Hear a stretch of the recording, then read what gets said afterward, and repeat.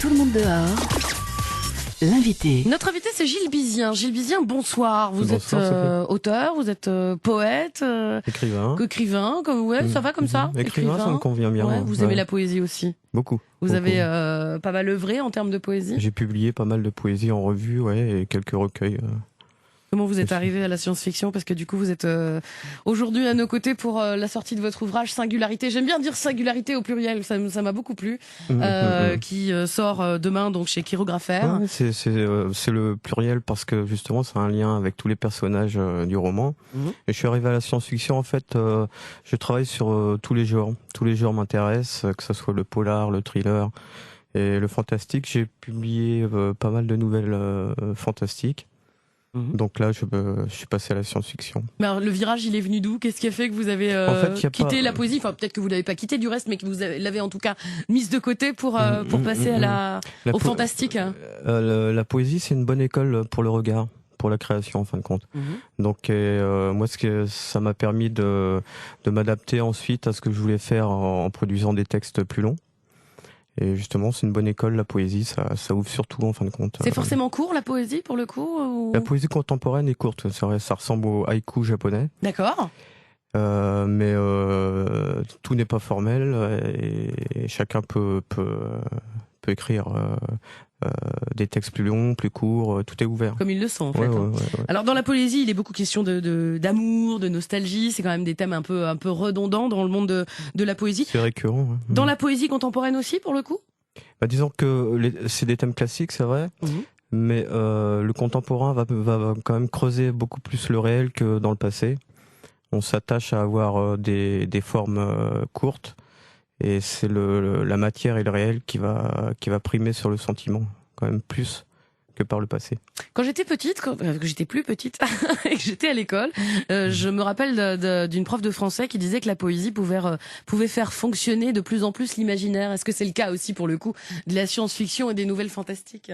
Alors l'imaginaire, effectivement, c'est quand même fait pour ça. La poésie aussi, c'est vrai que moins maintenant peut-être parce que c'est comme je viens de le dire, c'est quand même basé sur le réel maintenant. Mais dans les genres d'imaginaire tels que le fantastique, la science-fiction, c'est l'intérêt du genre, c'est que là on ouvre sur une part de création qui est quasiment infinie. Et, les barrières, c'est que l'imagination en fin de compte. Alors vous allez trouver peut-être, Gilles Bizien, la réflexion un peu simpliste, mais quand on parle de science-fiction, on a tendance très facilement à s'imaginer des robots, on est en 2652, on entend Billy Billy à chaque coin de rue, ou pas? Alors, on va être dans la caricature, si vous voulez. Disons que pour faire simple, c'est ça. Mais la science-fiction, au fond, c'est comme une réflexion c'est une prospective. Donc ça va être une réflexion sur l'humanité, sur tous les comportements que l'humain peut avoir dans une époque qui va être imaginaire, d'où le futur.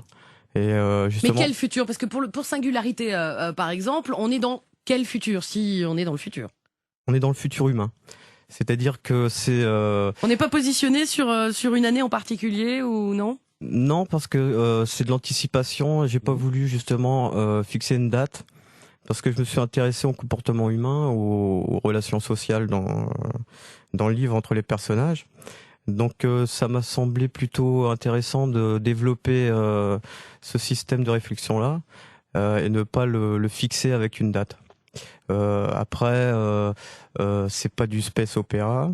C'est-à-dire que c'est pas des vaisseaux spatiaux intergalactiques qui vont se combattre. D'accord, on n'est pas dans Stargate ou Space Invader. Voilà, okay. C'est pas ce qu'on appelle de la hard science, c'est-à-dire que c'est pas les problèmes technologiques et scientifiques qui sont soulevés. Alors qu'est-ce qui est soulevé? C'est le thème du pouvoir que vous avez installé au centre de ces singularités. Absolument. Pourquoi le pouvoir? Parce que tout pouvoir sur l'être humain, à mon sens, c'est un danger. Donc ma réflexion s'est basée là-dessus.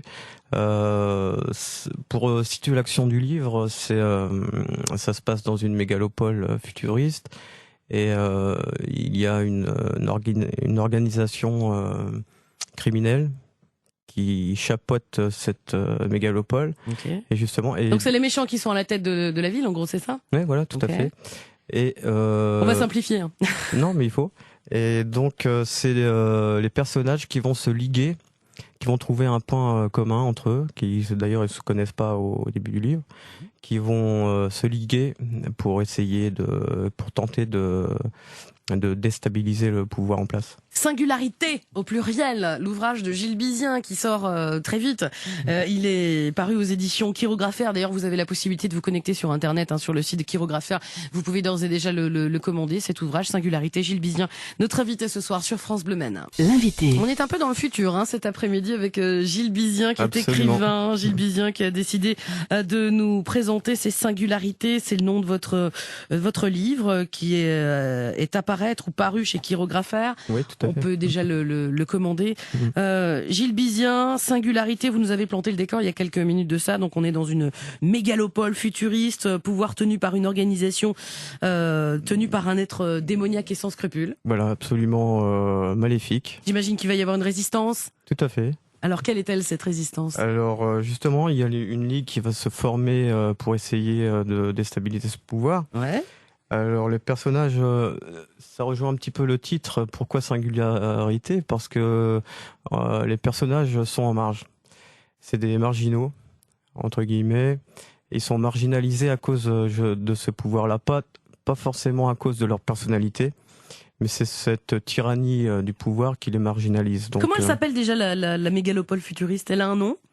Non, pas de nom non plus. Non Pas plus. de date en particulier, pas Et de pas nom non de nom, plus. voilà. Ok. Les personnages ont des noms en revanche et on va, si vous le voulez Bien bien, sûr. faire un petit peu plus ample connaissance. Bien sûr.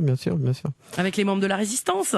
D'accord. Ouais. Alors on a un psychopathe sanguinaire. Super. Ça a l'air très gai votre truc, c'est bien. Ouais, non, mais c'est. Un psychopathe sanguinaire, d'accord. Il y a une jeune politicienne. On a un énigmatique nécromancien, mystérieux mage. Ouais. On a un petit clin d'œil littéraire à Oscar Wilde, Oscar Wilde, qui est dans le bouquin? qui est dans le bouton. En tant que personnage. Voilà, tout à fait. D'accord. Pourquoi cette idée d'infiltrer comme ça, de faire infiltrer Oscar Wilde dans votre histoire? Parce que ça correspond bien un petit peu à l'idée de la singularité des personnes. Comme Oscar Wilde est un personnage singulier et assez subversif, il m'a paru qu'il collait bien dans le décor. Dans le décor, ouais. Les personnages, comment vous les avez créés? Vous les avez imaginés, je sais pas, dans une salle d'attente chez le dentiste, ou alors c'était un travail qui était déjà bien avancé dans votre tête et sur le papier avant de vous lancer dans l'aventure du bouquin? Pour rejoindre l'idée du psychopathe, j'avais travaillé sur un texte, un thriller, un début de thriller, là.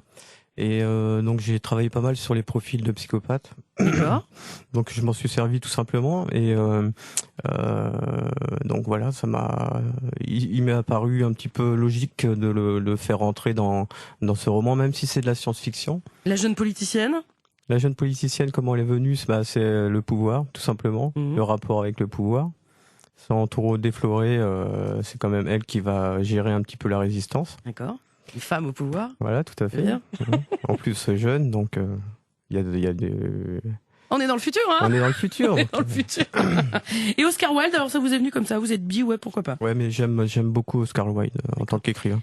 Vous avez insisté il y a quelques instants pendant qu'on était en train de fredonner sur Otis Redding, The Dock of the Bay, pour qu'on dise, vous m'avez dit c'est important, je crois qu'il faut le dire, qu'il y a une fin assez étonnante. Tout à fait. Pourquoi? Parce que justement, je pense que la fin est assez déstabilisante. On pourrait croire que tout va bien se finir ou tout va mal se finir. Ni bien ni mal, visiblement. Non plus. Mais ça va être non étonnant. Plus, voilà, absolument. Tadam! C'est le suspense final qui va, je pense. Ouais. Et on va s'arrêter là-dessus, Gilles Bizien. D'accord, je vous remercie. Je vous en prie, merci d'avoir été l'invité de France Bleu Maine dans ce mardi 8 mai. Tout le monde dehors et cet ouvrage à découvrir, Singularité aux éditions Chirographer. À bientôt Gilles, merci encore. Merci Sophie. À Parigny-l'Évêque, 96 FM.